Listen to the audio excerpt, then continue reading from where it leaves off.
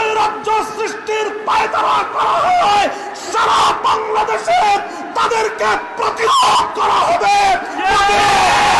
15ই August বাংলাদেশে বর্তমানে কিছু করা হবে না বলেছেন আল্লামা মামুনুল হক সাহেব। তো দেশ স্বাধীন করেছেন নতুন করে ছাত্র জনতা সবাই মিলে, ওই ইতিহাসে থাকবেন। 15ই আগস্টে কোনো ইতিহাস বাংলাদেশে বর্তমান থেকে থাকবে না বলেছেন আল্লামা মামুনুল হক সাহেব। আমরা একটু সময় নিয়ে জাস্ট ভিডিওটা দেখি, তারপরে আপনাদের মূল্যবান মতামত অনবক্স ক্লাস লিখতে বলবেন। বাংলাদেশে যদি 15ই আগস্টকে কেন্দ্র করে কোন নৈরাজ্য সৃষ্টির পায়তারা করা হয় সারা বাংলাদেশে, তাদেরকে প্রতিরোধ করা হবে। সেই পুরনো কোন নিহত ব্যক্তির জন্য জাতীয় শোক দিবস পালন করার কোনো অর্থ হয় না। এজন্য 15ই আগস্ট শোক দিবস বাতিল ঘোষণা করে একটি ঐতিহাসিক সিদ্ধান্ত গ্রহণ করেছে। এজন্য আমি অন্তর্বর্তীকালীন সরকারকে ধন্যবাদ জানাই। আরেকটি বিষয় আমি দেশবাসীকে সতর্ক করতে চাই, হেফাজতে ইসলামের নেতা কর্মীদেরকে সতর্ক করতে চাই।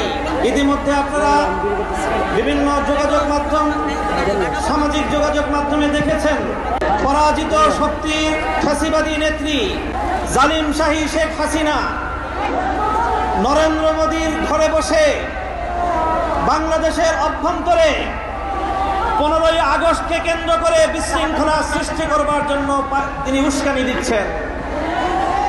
বলতে চাই, আওয়ামী লীগের, যুবলীগের, ছাত্রলীগের যারা বিগত 15 বছর পর্যন্ত হাতুড়ি লীগের ভূমিকা পালন করেছেন, মনে রাখবেন এখন বাংলাদেশ আর সেই 16 বছরের ফ্যাসিবাদী পরাধীন বাংলাদেশ নয়।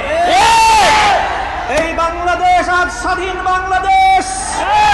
ছাত্র জনতার এক সকল রক্তের বিনিময়ে অর্জিত এই স্বাধীন বাংলাদেশে যদি 15ই আগস্টকে কেন্দ্র করে কোন নৈরাজ্য সৃষ্টির পায়তারা করা হয় সারা বাংলাদেশে, তাদেরকে প্রতিরোধ করা হবে।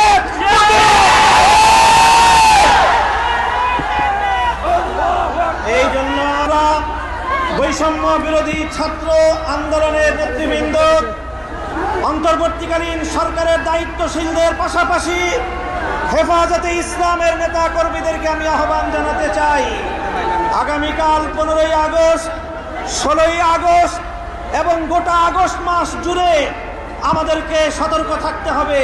দর্শক, অবশ্যই আপনারা একটু সময় নিয়ে ভিডিও দেখেছেন। অবশ্যই আপনাদের মূল্যবান মতামত কমেন্ট বক্স খোলা আছে, লিখতে বলবেন না।